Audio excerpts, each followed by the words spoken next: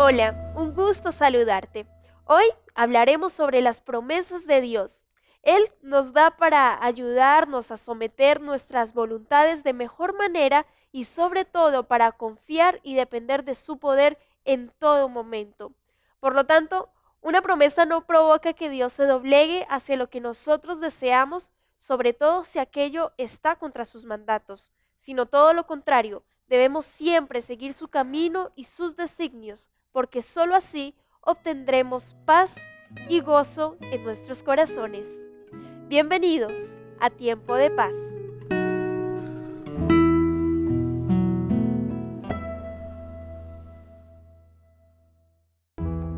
La Escuela Bíblica de Nuevo Tiempo ofrece diferentes guías de estudio de la Biblia, además de otros materiales. Entre en contacto con nosotros a través de los teléfonos que aparecen en pantalla o escríbanos a esperanza@nuevotiempo.org. Escuela Bíblica, la Biblia en un nuevo tiempo.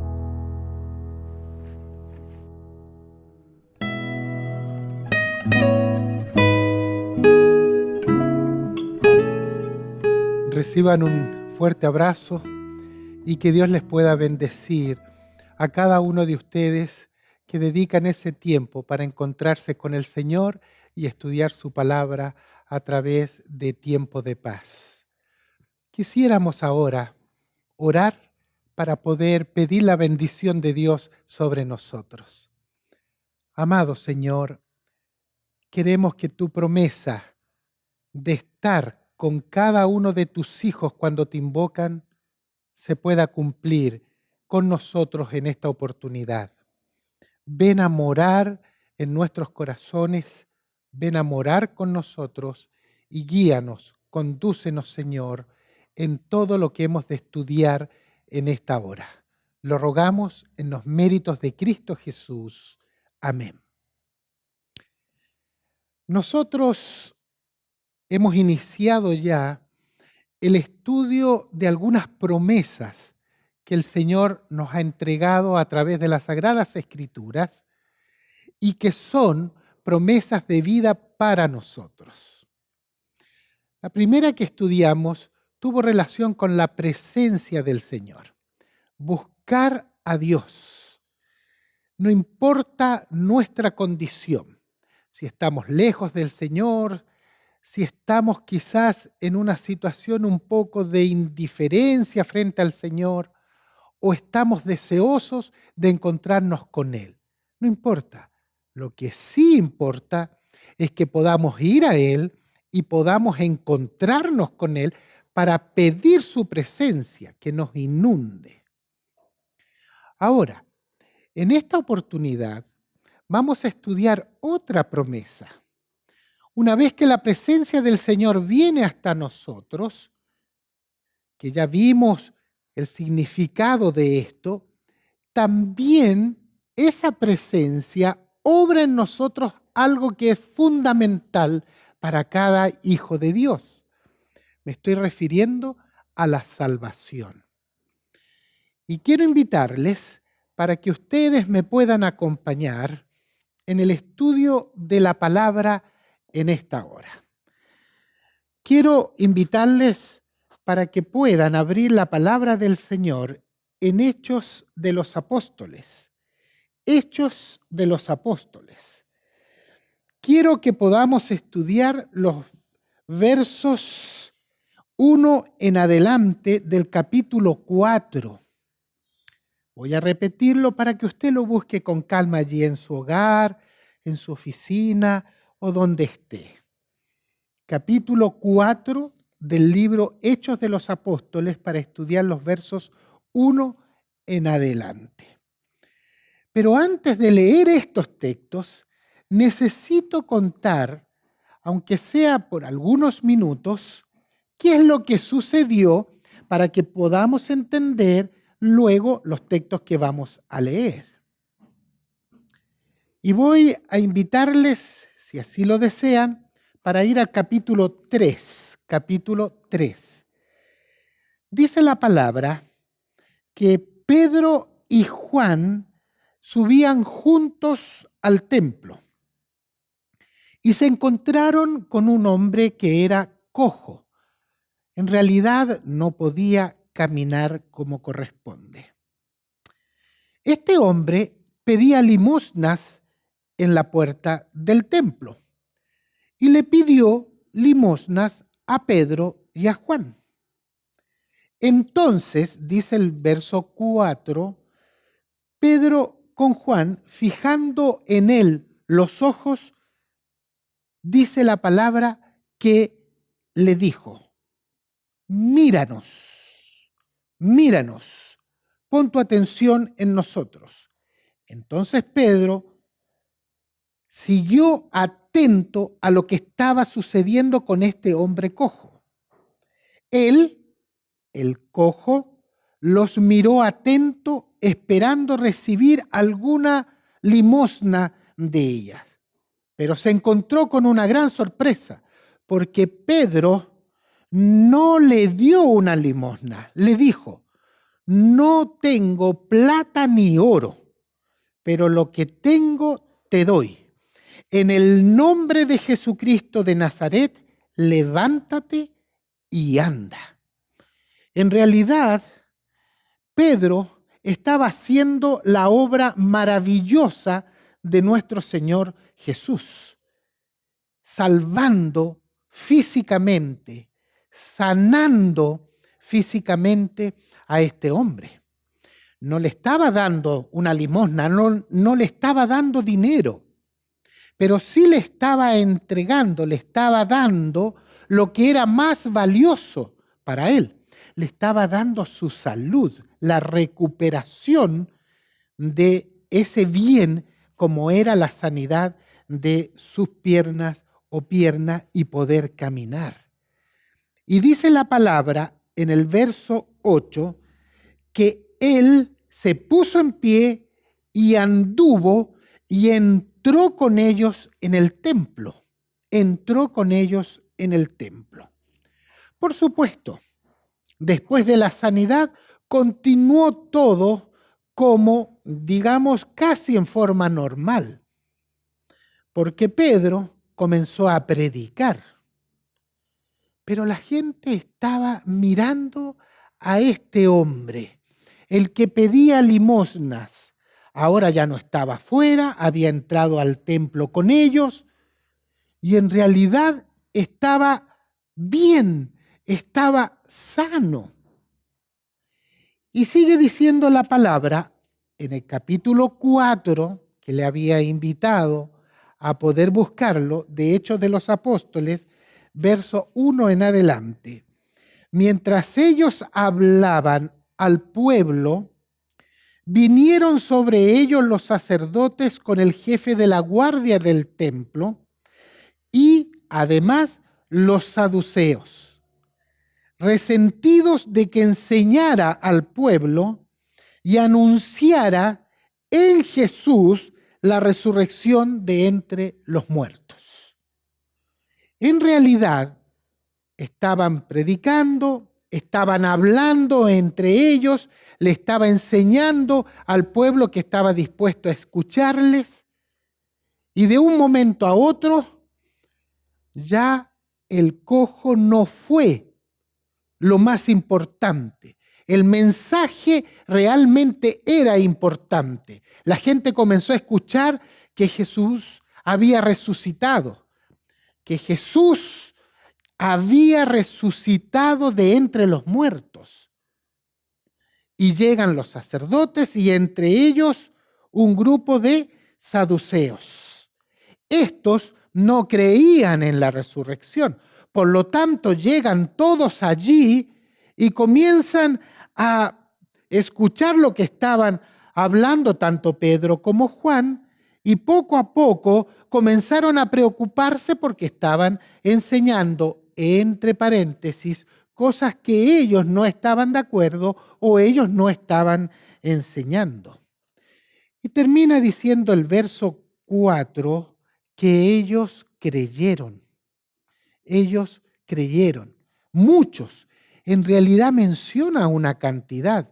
Dice la palabra que creyeron alrededor o como 5.000 personas creyeron en la resurrección y salvación de Cristo Jesús.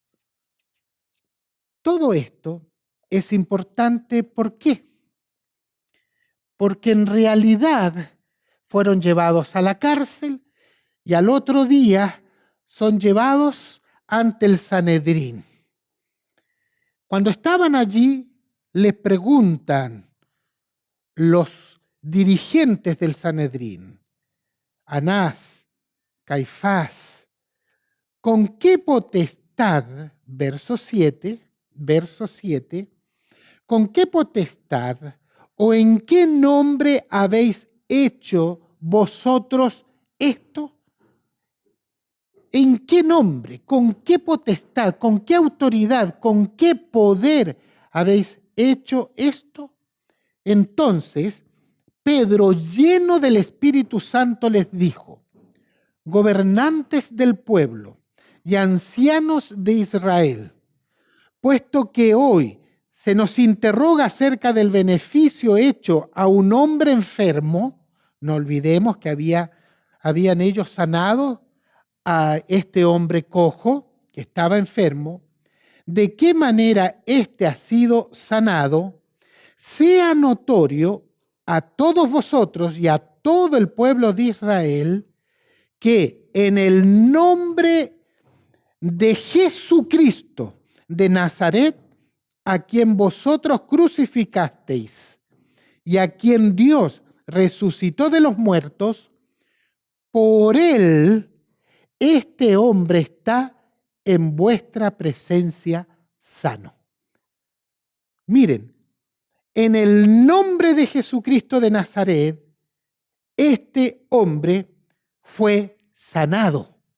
Este hombre fue sanado en el poder de Jesús. Verso 11, siempre en el capítulo 4 para que lo puedas leer conmigo. Este Jesús es la piedra rechazada por vosotros, los edificadores, la cual ha venido a ser cabeza del ángulo. Y aquí viene la promesa.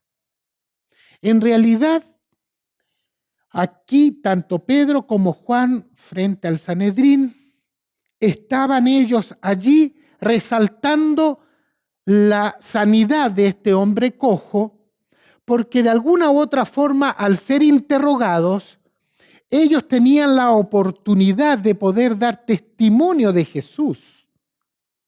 Y ellos dejaron claramente establecido que todo se lo debían a Jesús de Nazaret. Dejaron claro que era Jesús quien había obrado el milagro a través de ellos. Él era el único que podía dar sanidad. Y ahora viene otro aspecto importante. Antes de leer la promesa, porque allí quedamos en la lectura bíblica. En realidad, Pedro y Juan estaban preocupados de poder ir al templo y enseñarle a todos aquellos que querían escuchar del Salvador, enseñar sobre la resurrección, sobre la sanidad, sobre la salvación. En la predicación de Pedro se resaltó ese aspecto también. Cuando se encuentran con este hombre enfermo, ellos también quisieron obrar en favor de este hombre sanándolo. Como dije, no le dieron oro ni plata, no le dieron dinero, pero trataron de entregarle lo que era más importante, la salud física, pero también la salud espiritual.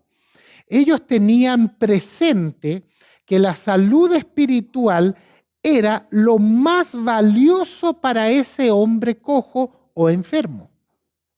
Por lo tanto, ellos, cuando llegan a presentarse delante de los sacerdotes, los saduceos, los ancianos de Israel, llegan a presentarse delante de ellos pensando en la obra que Dios había hecho a través de estos dos discípulos frente al enfermo y frente a toda la multitud. Imagínense, ellos habían cumplido con el gran mensaje. Ellos habían dado a conocer la obra del Salvador. Muchos habían creído, muchos habían aceptado al Señor. Muchos se habían aferrado de Cristo Jesús. Por lo tanto, era natural que ellos siguieran centrados en el mensaje, en la obra que habían realizado y por sobre todo en lo que el Salvador podía realizar en sus vidas y en la vida de todos los que escuchaban, incluyendo a este hombre enfermo. Cuando estaban allí, ellos son interrogados y la respuesta, por obra del Espíritu Santo, por supuesto, la respuesta se centró entonces también en Cristo Jesús. Se habían ido a predicar, se habían sanado todo en el nombre de Jesús. Entonces, frente a la pregunta, ¿quién les dio poder? ¿Quién les dio autoridad? ¿En qué nombre han hecho este milagro? Entonces ellos volvieron a centrarse en Jesús, el Salvador. ¿Por qué centrarse en Jesús y llegar a decir, en el nombre de Jesucristo de Nazaret, a quien vosotros crucificasteis y a quien Dios resucitó de los muertos, por él este hombre está en vuestra presencia sano? Concentrándose en este aspecto, entonces este buen hombre llegó a ser el testimonio viviente de lo que Dios podía hacer en el ser humano.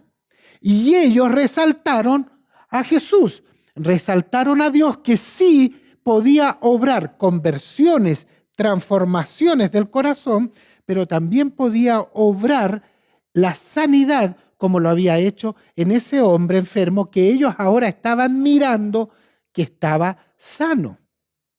Se concentraron solo en Jesús. En Él hicimos este milagro. Y la palabra dice que viene ahora una declaración que llega a ser para nosotros hoy también la gran promesa de vida. ¿Cuál es esta declaración? Verso 12.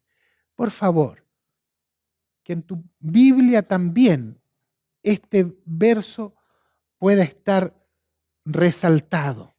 Dice, y en ningún otro hay salvación. En ningún otro hay salvación, porque no hay otro nombre bajo el cielo dado a los hombres en que podamos ser salvos. Si los discípulos habían concentrado, como ya lo dijimos, en Jesús para predicar y para obrar el milagro, entonces se concentraron en Jesús para dar la respuesta, todo por obra del Espíritu. La respuesta fue clara: en el nombre de Jesucristo de Nazaret se ha realizado este milagro y este hombre está sano ahora, aquí, frente a ustedes. Pero el apóstol Pedro va un poco más allá.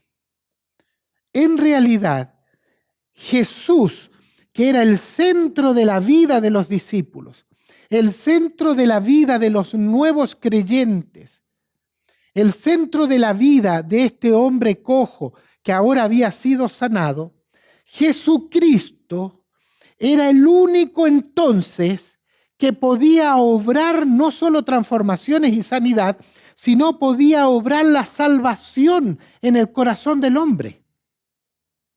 Jesús podía obrar la salvación. Jesús podía llegar a obrar de tal manera en el corazón de ese hombre que estaba enfermo y que quizás pasaba horas y horas, días y días tirado ahí al lado de la puerta del templo, podía obrar en él también. Y puede obrar en nosotros también, en todos nosotros. Nuestra condición, como era la condición de él, es una condición enfermiza. Somos enfermos, estamos enfermos. Quizás me puedes decir en esta hora, pero ¿cómo si yo soy joven o robusto o estoy sano? ¿Cómo me puedes decir que estoy enfermo? Sí, estoy hablando de la enfermedad espiritual, del pecado. Nosotros podemos estar lejos del Señor, apartados del Señor. Este hombre estaba tirado. Este hombre estaba enfermo, pero fue sanado. El Señor llegó a él y obró en su favor la sanidad, pero también obró la salvación. Lo rescató de esa condición y lo llevó a una nueva condición, pero ahora bajo Cristo Jesús. Y es eso lo que el Señor quiere hacer con nosotros. El apóstol presenta aquí al Señor, al Salvador del mundo, diciendo, y en ningún otro hay salvación, porque no hay otro nombre bajo el cielo dado a los hombres en que podamos ser salvos. No hay en nadie más salvación. En nadie más podemos nosotros ir a buscarlo para tener un encuentro con esa otra persona. No, no hay nadie más. Busquemos al Señor porque solo en Él podemos salir de la condición pecaminosa en la cual nos encontramos. Solo en Cristo Jesús podemos salir de la situación de incredulidad en la cual muchas veces nos encontramos. Solo en Cristo podemos pasar de muerte a vida eterna. Querido amigo, deseo que puedas encontrar en Cristo Jesús a tu Salvador. Tu Salvador, el amado Jesucristo de Nazaret, puede encontrarte y puede cumplir su promesa contigo. El Salvador también te dice a ti, no hay en ninguno otro salvación, solo en mí. Acepta al Señor en esta hora, entrega tu corazón a Él y disfruta de la salvación que Cristo está dispuesto a darte. Amén. Vamos a orar. Amado Señor, que la bendición del cielo y la salvación de Cristo Jesús llegue a todos aquellos que están hoy viendo este programa, que están abriendo tu palabra y que están deseosos de poder tenerte a ti en sus corazones. Lo rogamos en los méritos de Jesús. Amén.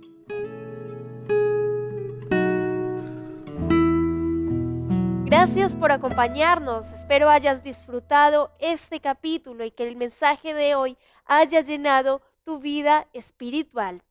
Antes de irnos, queremos invitarte a que te comuniques con nosotros a través del correo electrónico y teléfonos que aparecen en pantalla para que solicites de forma gratuita las revistas de Escuela Bíblica, Apocalipsis, Verdades para el Tiempo del Fin, Daniel y la Biblia Habla. Estos materiales te ayudarán a entender la palabra de Dios y a mejorar tu vida espiritual. Sigue en nuestra sintonía, estás en Nuevo Tiempo, canal de esperanza.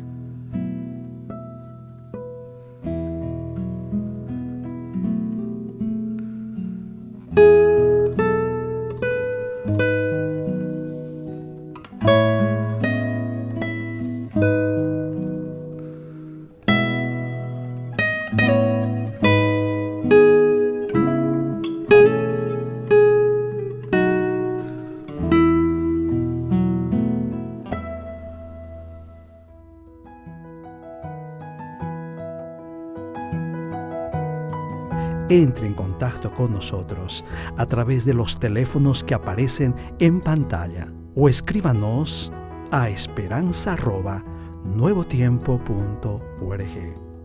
Escuela Bíblica, la Biblia en un nuevo tiempo.